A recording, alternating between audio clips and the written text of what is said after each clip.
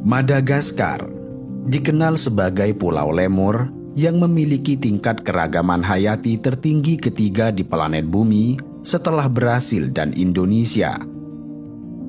Madagaskar adalah pulau terbesar keempat di dunia yang menjadi rumah bagi 5% keanekaragaman hayati di dunia. Hampir semua spesies yang menghuni pulau ini tidak ditemukan di tempat lain di muka bumi, termasuk 89% reptilnya, 92% mamalianya, dan lebih dari 11.000 spesies tanamannya. 8 dari setiap 10 tumbuhan serta hewan yang ditemukan di Madagaskar adalah endemis yang hanya bisa ditemukan di pulau ini. Madagaskar memiliki 300 spesies reptil dan 300 amfibi yang sebanyak 99% dari mereka tidak ditemukan di tempat lain. Bersama dengan Kepulauan Komoro di dekatnya, Madagaskar adalah satu-satunya tempat di planet ini yang menjadi rumah bagi lemur liar yang berjumlah sekitar 113 spesies. Hewan-hewan karismatik di Madagaskar menjadi magnet bagi sekitar 250.000 pengunjung per tahun yang secara langsung menyumbang lebih dari 6% dari PDB negara dan 5% dari pekerjaannya. Kendati demikian, lemur liar yang mengagumkan dan menjadi identitas bagi Pulau Madagaskar justru terancam punah karena tergantikan oleh pertambangan yang dipandang lebih menjanjikan. Memang, selain dikenal sebagai rumah bagi lemur, Madagaskar juga memiliki potensi besar sebagai negara penghasil safir. Madagaskar menghasilkan sekitar setengah dari safir dunia, meski sayangnya sebagian besar dari penambangan safir tersebut dilakukan secara ilegal. Pada awal 1990-an, ditemukan sejumlah kecil safir di utara pulau Madagaskar. Lalu pada tahun 1998, ditemukan bahwa di sekitar daerah Ilakaka terdapat jenis permata lain seperti garnet, spinel, turmalin, serta zirkon. Setelah penemuan safir di dusun kecil yang dilanda kemiskinan dengan 40 populasi penduduk ini, Ilakaka tiba-tiba berkembang secara eksponensial. Dengan segera, kawasan Ilakaka menjadi kiblat para penambang safir. Dan selama periode 2 tahun saja, populasi di kawasan ini mencapai sekitar 60.000 jiwa. Mereka adalah orang-orang yang bermigrasi dari seluruh Madagaskar, dan banyak dari mereka adalah pengadu nasib dan pedagang yang datang dari seluruh dunia. Safir Madagaskar mirip dengan yang berasal dari Sri Lanka, karena kedua pulau ini pernah menjadi bagian dari struktur geologi tunggal yang terkoyak oleh lempeng tektonik. Terkonsentrasi oleh sungai kuno dan endapan aluvial, batu-batu ini sekarang ditemukan pada kedalaman 20 hingga 50 meter di bawah permukaan lanskap gurun. Penemuan safir di Madagaskar menyebabkan demam safir sepanjang tahun 1990-an dan 2000-an yang berlanjut hingga hari ini. Banyak orang berduyun-duyun ke pulau itu karena kuantitas dan kualitas batu yang mengesankan.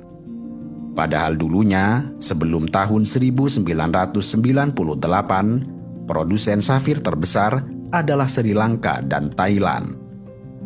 Namun, antara tahun 1998 dan tahun 2007, Madagaskar menjadi produsen safir terbesar di dunia. Setiap hari, tepatnya pukul 4 sore, para penambang dari seluruh wilayah Ilakaka dan Monambe akan beranjak dari tambang untuk menjual harta karun yang mereka temukan hari itu. Para pedagang permata, baik dari Sri Lanka dan Thailand, memiliki pos pembelian yang terbuat dari gubuk kayu sederhana hingga bangunan marmer raksasa. Mereka bersaing satu sama lain untuk membeli batu, sementara para penambang batu safir berdesakan satu sama lain untuk menjual permatanya, sambil berharap untuk mendapatkan harga yang terbaik.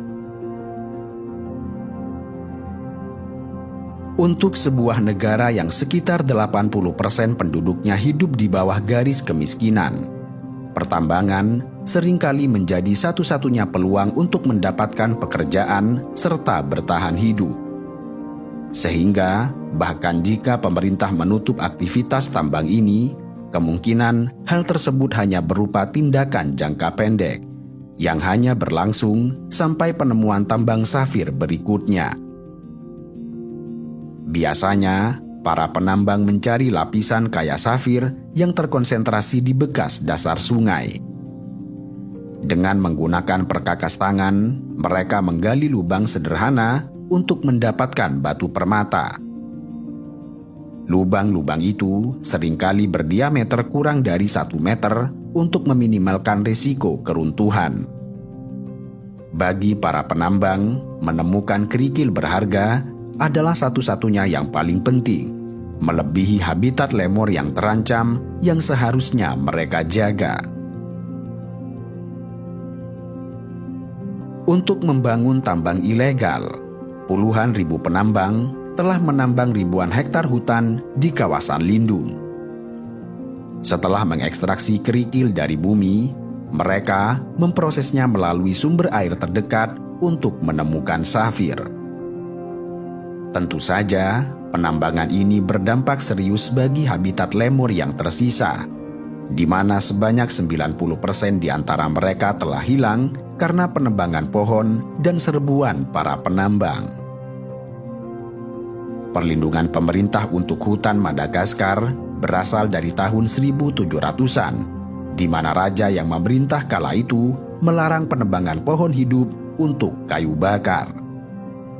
Tetapi mulai akhir tahun 1800-an, penjajah Prancis memulai penebangan yang intensif untuk memberi jalan bagi tanaman ekspor.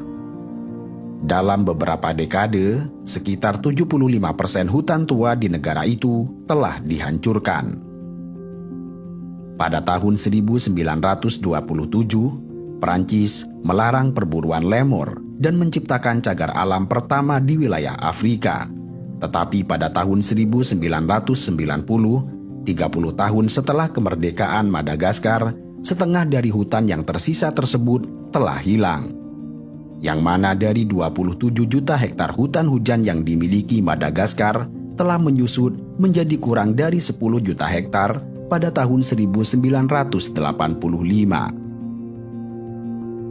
Tragisnya, meskipun safir Madagaskar menyumbang lebih dari setengah pasokan dunia, tetapi Madagaskar dan Ilakaka masih merupakan daerah yang sangat miskin.